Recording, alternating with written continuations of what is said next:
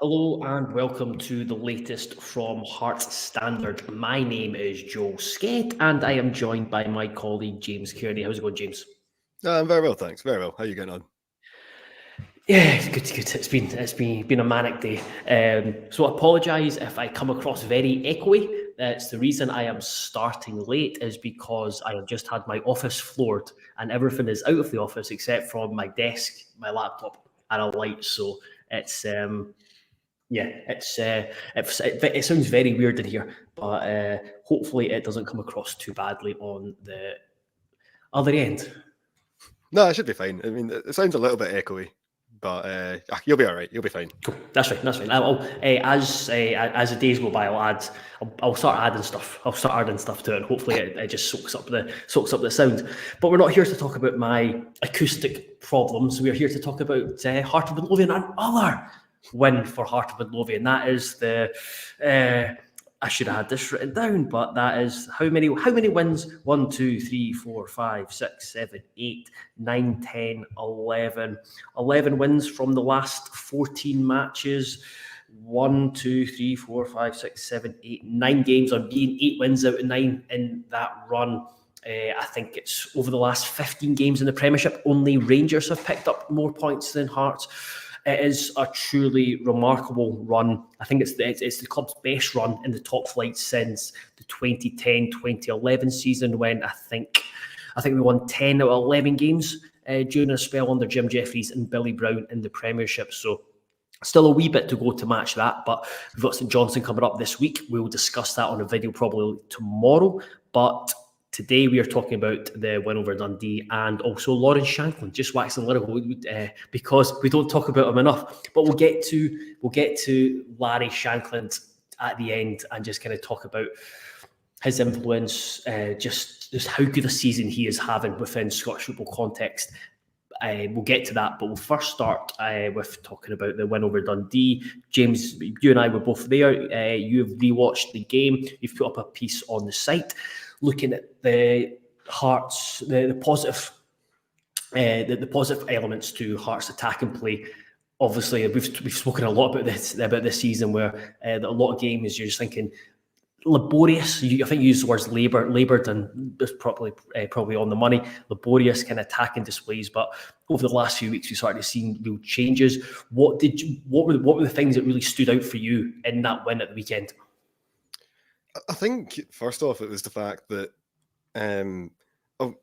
people will look at the scoreline maybe and just go and look at when the goals were scored and go, oh, okay, it's very similar to the last few games where first half Hearts aren't particularly good. You know, they maybe concede, they put themselves back into it in the second, and then they finish on a high note. Now they did finish on a high note, that's true, but I actually thought the first half was was actually really encouraging for large spells of it. I thought that the first maybe I thought the opening 20-25 minutes or so, Hearts were they weren't really making too many chances, but they were controlling a lot of the ball. They were getting bodies up the park. They were playing really well, doing some good stuff. There were a couple of moments when the wingers would tend to kind of hug the touchline and then just swing it in, and there's nobody really there. But to the players' credit, to the coaching staff's credit, they all realised fairly early on that wasn't working. And I think after maybe 15-20 minutes, that was a rarity to see Hearts attacking that way. Instead, they started moving the ball centrally, and for large spells it worked. Like, yeah, okay, Dundee scored, but aside, I know it sounds silly, but if you take away the goal, like Hearts' all-round performance is actually not too bad at all in that first half. It's certainly better in the first half against Aberdeen or against Dundee at Tynecastle or against County. You know, this was a vastly improved performance on that. So while obviously it's still not great because Hearts still went into the break 1-0 down, which obviously not ideal. You still want to see them start games a bit stronger, but I do think that they started this game stronger than the previous few, which is good. Then, of course, you move on to the second half, and the big thing was Hearts' attacking play. I mean, it helped the fact that Dundee were trying to win the game as well. It was quite an open game. It was fairly end-to-end, particularly when the scores were level. Like when Dundee were leading, they tended to set off a bit. And then when Hearts pulled it back, they'd always become a bit of a basketball game. Lots of back and forward, lots of chances to both sides. I mean, I think you touched on it in the stats piece, but the XG for each team was almost identical. I think Hearts edged it just, but obviously Hearts had a penalty as well, which nudges it up a fair bit. But to be honest, the most encouraging thing for me was, apart from the result itself, it was the way that Hearts attacked, the way they were getting into the box. We saw it, because I think a lot of the time we see Hearts maybe get to maybe within 30 yards of goal, and then they don't really know as if they know what to do, and they just start passing it side to side, see what happens. Whereas on Saturday, what we saw was Hearts would get to within 20, 30 yards of goal, and rather than kind of just, getting out wide, get it to the byline, swing it in, see what happens, it was a lot more controlled, a lot more measured. It was a lot more just, short, simple passes into feet, keep it moving, and all of a sudden you find a man who's maybe in loads of space, maybe got 10 yards to himself, maybe even more than that. And the main reason behind that, I think, was because, this is something I touched on in my analysis piece, but it seemed to me as if Hearts were trying to get their attacking players into 1v1 situations with the Dundee defence, and with very good reason, because aside from Owen Beck, who was absolutely fantastic, even better in the second time round watching it, aside from that, they weren't winning those battles. They just weren't. Whether it was Cochrane, whether it was Forrest, whether it was Shankland, they were almost always getting by their man. And if you're in that 1v1 situation where there's space in behind, you can just, if you find a way past your man, you're in, and it's a brilliant chance. So we saw a few of those chances that didn't quite come off, but I think of the first goal was a direct result of that. The ball gets played into Shankland. Shankland gets the ball. He takes on his man, starts dribbling, and the Dundee players just didn't know what to do. The Dundee players they were so reluctant whenever Hearts just drove straight at them into the box. And I think that was the thing that really stood out. It was the way that Hearts attacked the box was just different to what they've been doing for large spells of the season. I'd say it was a lot more sophisticated than what they've been doing for large spells of the season. And again, it's what swung it in the end. Because you look at the two goals from open play, they're both very similar goals. It's, Shankland gets the ball edge of the box, beats his man, dribbles.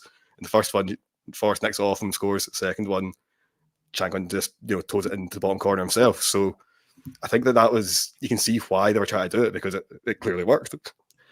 Do you think that's helped by the formation? Yeah, definitely. Yeah.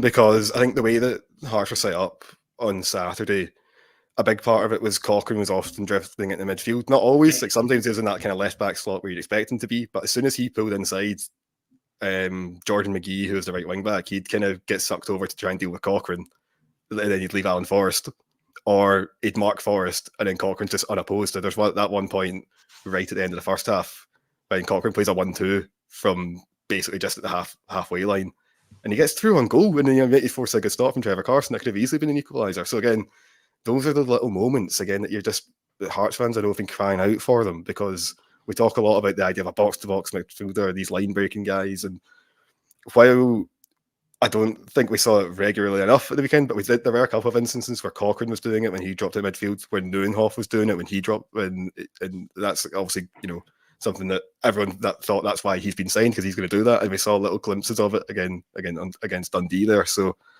I think it was a really positive result for a lot of reasons, but I think that particularly the midfield getting up and supporting the attack was really good.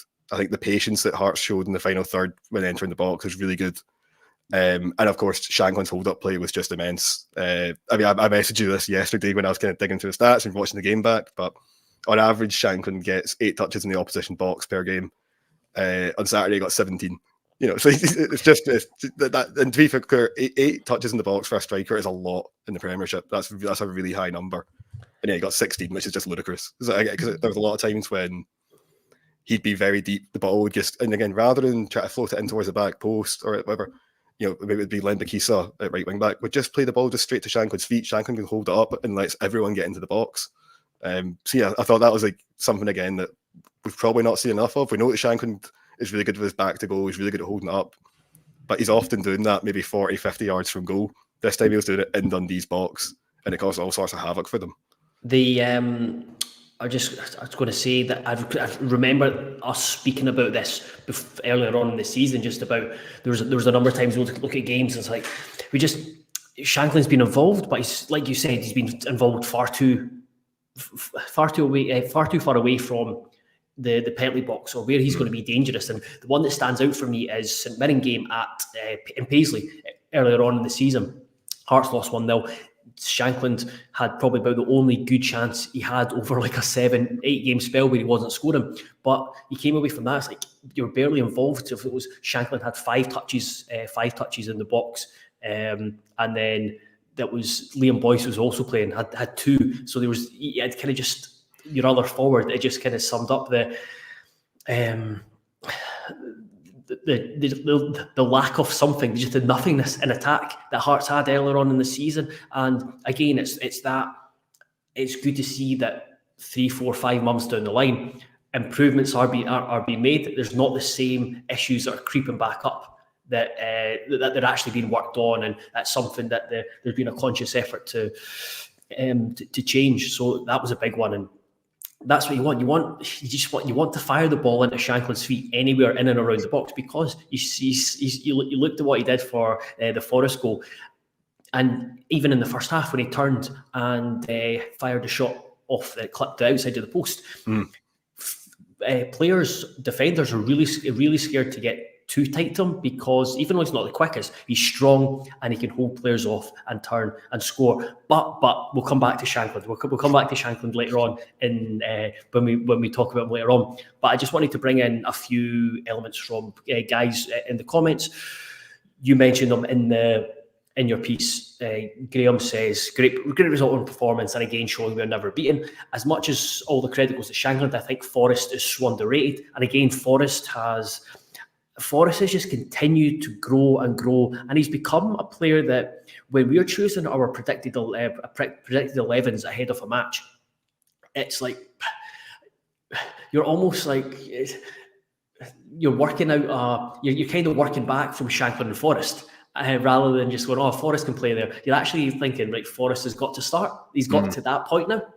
No, he has. He's been absolutely electric recently. I couldn't tell you how many goals or assists he's got over the last few games off the top of my head, but I mean that's the thing. He's been getting some steady numbers in. He's been winning penalties as well, of course.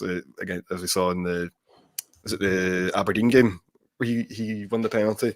Can't quite remember, but yeah, he's just been fantastic. I think since the turn of the year, since after the Premiership winter break, there's almost an argument. I mean, if it wasn't for Shankland, you'd have to say Forrest has been Hearts' best player over the last 4 or 5 games. He's been absolutely brilliant every single one, and I think it's really encouraging because even if you go back a month or so ago when he signed his contract extension, there's still probably 1 or 2 fans that were thinking, not sure, but he's really kicked on from then, and he was already having a good season, and now, like you say, he's got to a point where he's one of the first names in the team sheet, which again, it causes us a headache trying to figure out our predictive lineups, but I must give Naismith one as well, because as he likes to change the system and move things about, but if you've got Forrest who's playing so well at left wing at the moment, that kind of leaves your hands tied to an extent. It means you're going to have to play with a left winger, which means you're probably playing 4-3-3.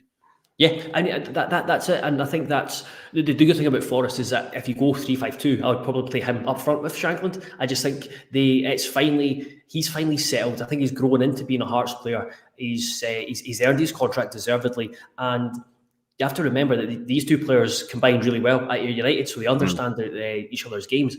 But we were writing it on Saturday at the game that there's been such a reliance on Shankland, but in the last few weeks, you've seen other players step up. Vargas has come to the fore a bit more. Forrest, like you said, is continuing to do that. And then Shankland goes and scores 2 goals, and it almost makes that a moot point. But they're beginning to be shared around more, and that's where you see Hearts scoring more goals, being more of an attacking threat. And you talked about Forrest's goals and assists. So he's got 6. I'm just looking on Wisecout just now. He's got 6 goals and assists in the league. That's the same number as David Turnbull, who's left now.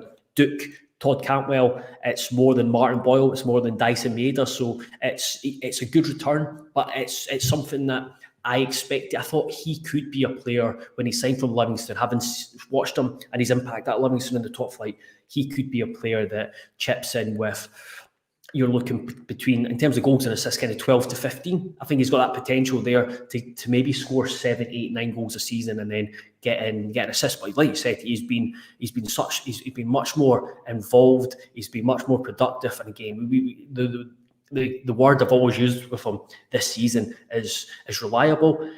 The contrast, a couple of guys mentioned it.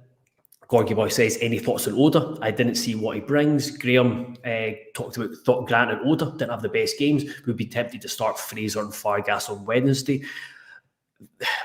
I didn't think Oda had the greatest games. It was in the first half. We were kind of talking about it, and it was just like every time you get the ball, and you wrote about it in your piece, you try and take on Owen Beck. Owen Beck would just get his body in front, and he'd ease him off the ball. He just knew where Oda was going to go, and he was one step ahead of the winger.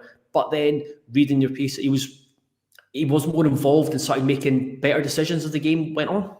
Yeah, I think that's fair. I agree. I think that certainly early on, yeah, he was trying to get an individual battle with Owen Beck.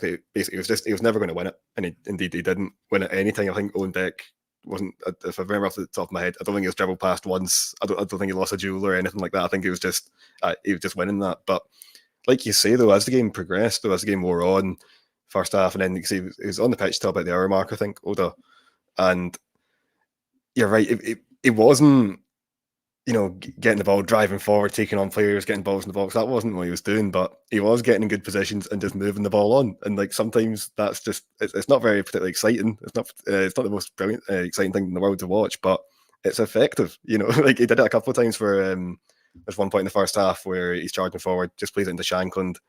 Shankland's at the edge of the box, beats his man, gets a shot away. It's like, he misses the target on that occasion, but it's Lawrence Shankland. He could easily score. And that comes from Oda just playing a short, simple ball. And again, I think we saw a lot of that as the game wore on, where he was still involved in a lot of Hearts' good attacking play. But basically when he was told, don't try and do it all yourself, don't try and beat the man. You can't beat the man. So stop trying.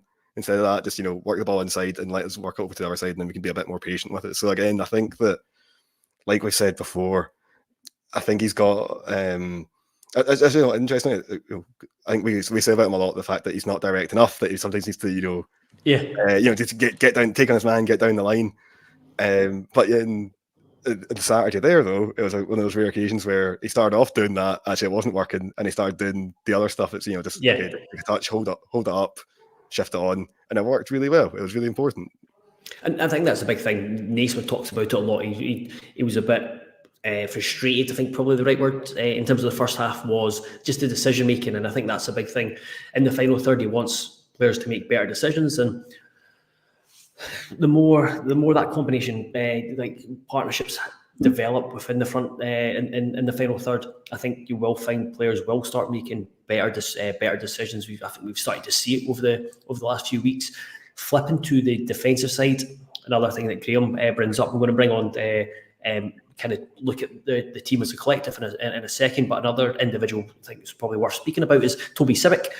Graham says, maybe I'm harsh, but I think Civic needs to go and engage Cameron for their second goal. I think that's something that we both reflected on. We both thought that it was maybe a wee bit standoffish. How did you think Civic fared in general? Because it was a few eyebrows raised when we seen the team and he was in, but then you heard Naismith after the game. Stephen Kingsley was ill, so was Halkett. Halkett was well enough for the bench, but I think he was just there as a precaution.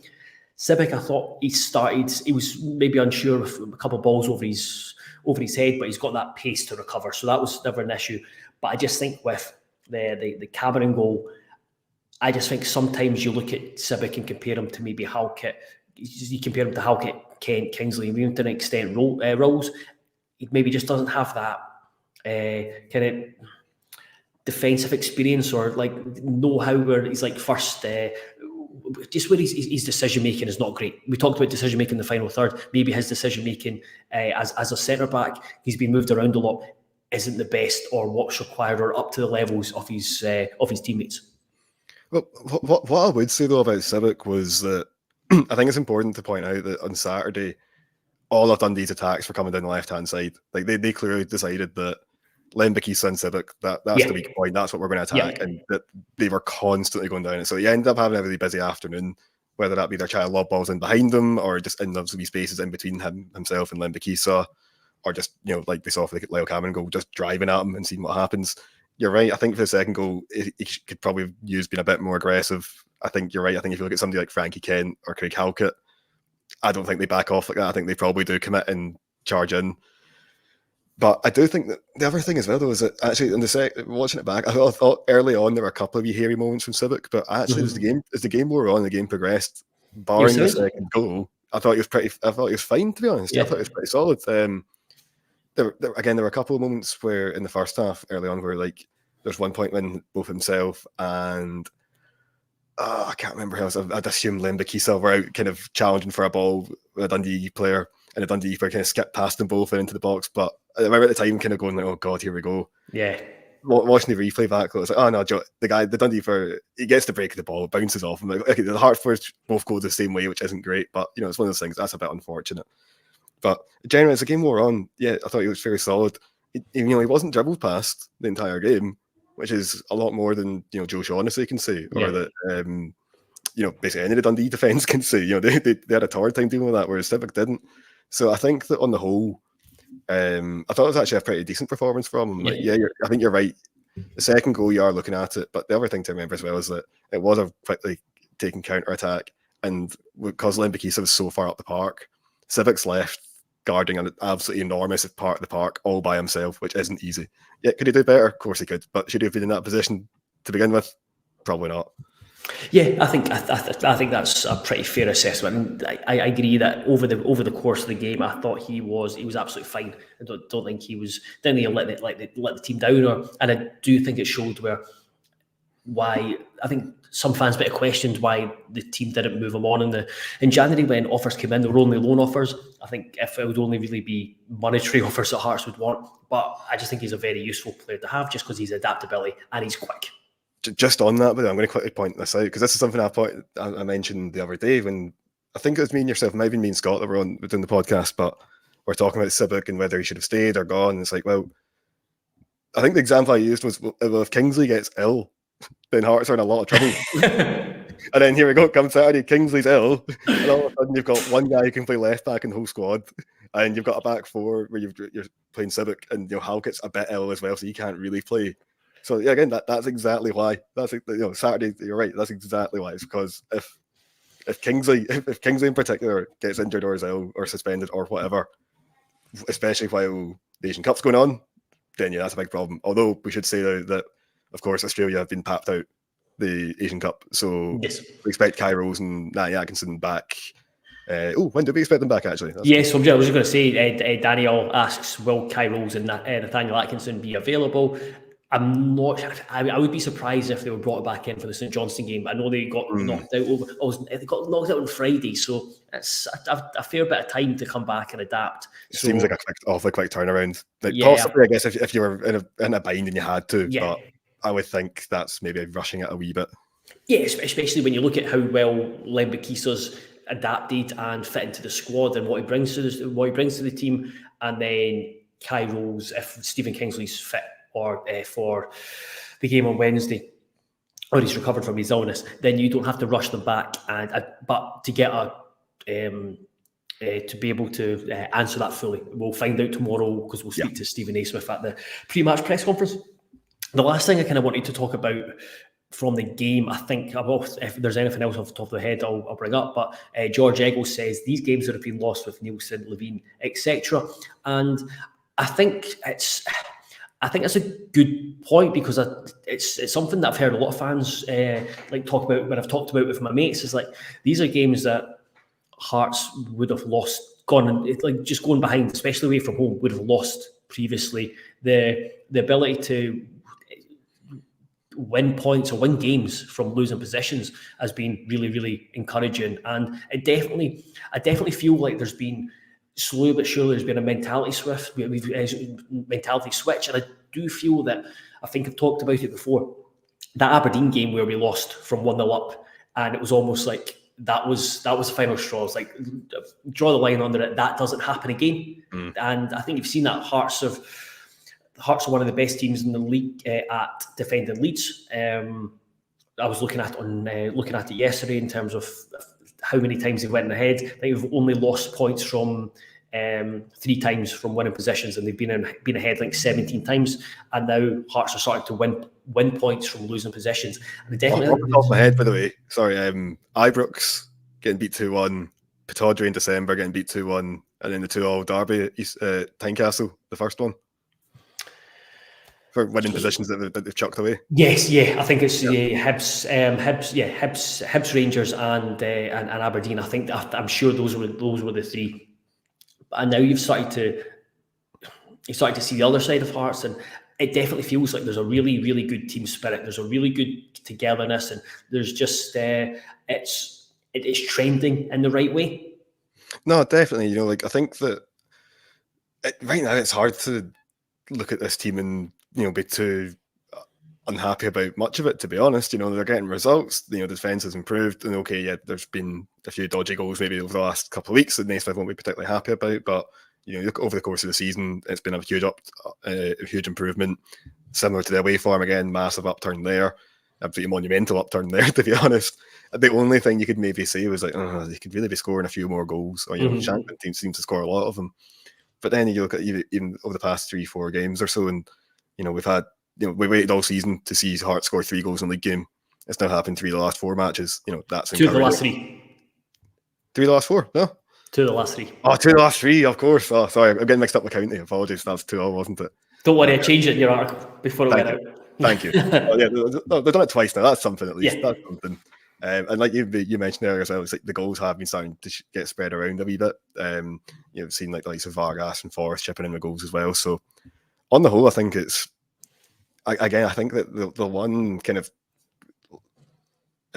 grumble that Hearts fans could still be having at this stage of the season would be like, the attack could be a bit better. Can be a bit stale at times going forward. But again, I think the Dundee game in particular, I think that showed that they really are on the right track, because stuff like that, the way they were attacking, the way they're doing things, it takes time to learn how to play like that. And having like a free flowing, really fluid attack that works, that's always going to be the hardest part to institute and to get the players to buy into that and to really understand what they're doing. It does take time, but I think the Dundee game there really showed that actually these things are happening. It is getting there, and okay, we're still not quite there yet, but it's certainly moving in the right direction. Like, the progression's obvious. Yeah, and ideally you want to be better you don't want to kind of leave yourself to 45 minutes to turn around games, or basically give yourself 45 minutes to win a game. You want to be better for the full 90 minutes. So it's not ideal these like the first halves either haven't been going in behind or played poorly recently. But I think it's even when Dundee went ahead, when Jordan McGee scored, I was speaking to a pal who was in the away end. He's like, I've never really felt like there wasn't that much negativity. I think fans are kind of starting to trust the team and like, okay, that's fine, we're 1-0 down, but we can actually come back and win this game. We can get a point. And I felt that as well. Didn't really feel any stress, and I think that's a really, really good quality to have. Before we move on, James, I will ask you a question from Brian Martin. How did Scott Fraser look? And I understand Tate came on, which he did. Did he have enough minutes to make an impression? So Tate was on. I think Tate and Fraser were both on for the last 25 minutes, half an hour or so, I think. I thought both looked pretty decent, actually. Yeah, I don't think. I think it's solid but unspectacular, I'd say, for both of them. I didn't think that either of them especially jumped out and you thought, oh wow, what a player, what a performance. They didn't really do much wrong either. I thought, I think particularly with something like Fraser, where he's only just in the door, he's still getting used to his new teammates and all that, and it's chaotic. Yeah. Oh, and that's the other thing. So yeah, the game's a bit mad as well, which doesn't help. I thought they were both fine. Didn't stand out for good or for ill. Yeah, I think that's a fair assessment of them. Yeah, they both showed nice touches, especially Fraser, the nice couple of passes. And then with Tate, I think it's just encouraging that you actually look at when he came on. He came on for Benny at quite a key time in the game, with Hearts still chasing to win it. And again, it just shows the trust that Naismith has in someone like Tate. And obviously Hearts fans want to see more and more of him, which I think we will over the coming weeks and months. Before we finish up, I did say we're going to talk about Lawrence Shankland. Right now, he is a shoo-in for Player of the Year coming into the season. I'm not talking about Hearts Player of the Year. That was one long time ago. But in terms of Scotland, it's hard to look around the league and think someone else is a better suit for him. He's just been inevitable in terms of his goal scoring, but not every game he's been brilliant. There's been games where he's been really poor. Hibs game, for example, he will admit that himself. Comes up with a clutch moment, comes up with a winner, and then you've seen when he does have a good game, he's a nightmare to play against. We've seen at the weekend where, like, you look at his skill, his movement, and his ball retention for the first goal. Scored a penalty, and then the third goal, it was a great finish, but it was such good striker play to hold off Dodgson and then link up with Vargas. He's just been. I just don't think there's an individual in the league who's more transformative to and more influential to their team than Shankland is to Hearts, and it's just incredible to be watching him right now with his goal scoring, his all-round play, and the fact that 4 more league goals, and he's going to be the first Hearts striker to score 20 goals in back-to-back league campaigns in the top flight since in 59 years. It's crazy. Yeah. I mean, it's that thing. We can all take it. You can take your pick when it comes to the records, the stats, whatever it might be. To be honest, the thing that really stands out for me though about Shankland is, you kind of mentioned it earlier, it's the clutch moments. Because you look at the goals. Not all goals are equal. If you score the 5th goal in a 4-0 and a 5-0 win, good for you. Okay, but that didn't really change the outcome of the match. I think Shankland's now scored the winning goal 7 times this season. I'm pretty sure that's right. And last time I checked, no one else had more than 3. I think maybe somebody else had 4, perhaps. So I mean, he's it's the most in the league by a distance. And again, it just shows you, if you take Shankland out of that team, okay, you put another striker in. How many points worse off would Hearts be at this stage of the season? It's scary to think. It's just the amount of last-minute goals he gets. Again, like you say as well, his all-round play. The fact that he can drop deep, he gets on the ball, like we said, for the winner against Dundee. That all starts from a Xander Clark long kick, and yet Shankland drops to about the halfway line and just bodies Dodgson off the ball, and then that's how Hearts get going. And again, stuff like that. It's just, you're not going to find many players in the league that are capable of doing that. They're capable of, winning that physical battle in midfield, moving it on, getting forward, beating a man, and then scoring. It's just, that kind of like 15, 20-second clips. It's just absolutely wonderful. It's a really good clip of showing what Shankland's all about. Yeah. Like you said, the only thing it's missing is, though, if it needs to be pure Shankland, it needs to be a spectacular finish. Whereas that was just merely a good finish. That's not his style. He's not like this, outside of the boot into the top bin. Fantastic. And it's the fact that he's doing this when there's been so much intense speculation and focus on him, not just transfer speculation, but his contract. And one thing you notice is that he's like dealing with him in the media. He fronts up, and he's such a cool, calm character. Just in terms of how he is in front of a goal, it's exactly the same in front of the media. He could have easily, when the press asked Hearts to speak to Shankland after the game, Hearts could have easily said no. Shankland could have easily said no, because they know what's coming. Questions about his future, questions about his transfer, the transfer window, questions about his contract. He came and he was just he just answered it. And I think people would have seen the clip of BBC yesterday when he did the interview, and that's him. He just takes everything, and when he says he takes everything in stride and he just focuses on the next match, that's him. His professionalism is brilliant. I think I was speaking to Aaron Fraser on Friday before the press conference. He was saying he was watching a wee bit of the end of training, and Shankland wouldn't leave until he scored a penalty, and then obviously he scored a penalty. But I just like listening to him, because you ask him a question, he'll give you an honest appraisal. For example, like he said, he talked about the deadline on his contract. He said it was too quick for him. And he could easily just said, I can understand why. He basically said he understood why the club did it, but the fact that he gave his own opinion as well, he's just incredible. And it's just kind of like it reminds me of there's just this situation reminds me of The Office US and Andy Bernard when he says, "I wish there was a way to know you're in the good old days before you've actually left them." And I think Hearts fans should realise that right now, in terms of strikers, they're very much in the good old days, and just enjoy it as much as we can. Absolutely. We don't know how long he's going to be around for. We don't know. Maybe he's away in the summer. Maybe it's the year after. It's one of these guys. Just enjoy him while he's here. You're not going to see a player with like him again for a while probably. So it's just soak it up, enjoy it. Because I mean, and that's everything as well you pointed out, which I thought was a really good point. Was there's been so much uncertainty surrounding him. Uncertainty surrounding obviously in the last month. Is he going to stay? Is he going to go? Uncertainty around the contract. Is he going to sign it? Is he going to leave in the summer? Is he going to move on? Uncertainty around his place in the Scotland squad. Is he going to make the squad? Is he going to go to Germany?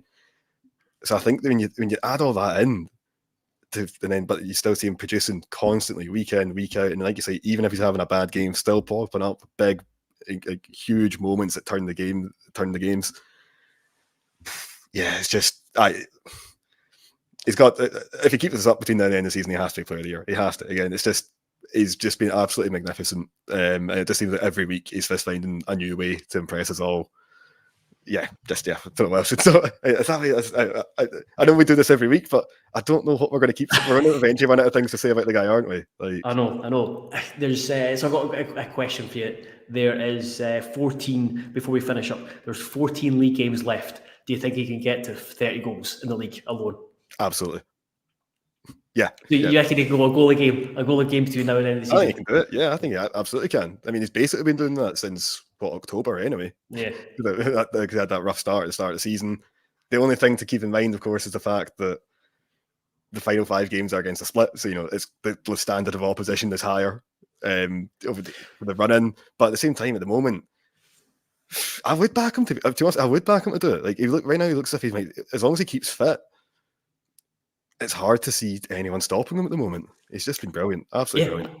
And I would say, when you talk about the split, big thing about him, he scores goals when he faces Celtic. He scores goals when he faces Rangers. Scores goals when he faces Hibs and Aberdeen. But there's not. There's a chance that neither of those will be in the top 6 come the end of the season. But it's great. I think it's just a pleasure to turn up, and it's one of those. I've probably not had this in Scatchel, where you're just like, even if the game is crap, you're going to turn up and Shankland will do something in the game, and which will make it worthwhile. So yeah, it's brilliant, and we'll leave it there because we have we've spoken enough. And I was going to ask you another question about the league in terms of our advantage in 3rd place and how we're closer to 2nd now than we are to 4th. But we'll leave that question to tomorrow when we preview the St Johnstone game. So until then, James, thank you very much for accompanying me through this journey of Dundee and Lawrence Shankland. And thank you very much for everyone for listening. And be sure to check heartstandard.co.uk/subscribe. There's loads of content up there. Tonight we'll have a contract update on Benny Beningame and Craig Gordon. That'll go out at 10:30 tonight, so be sure to check that out. Until tomorrow, goodbye.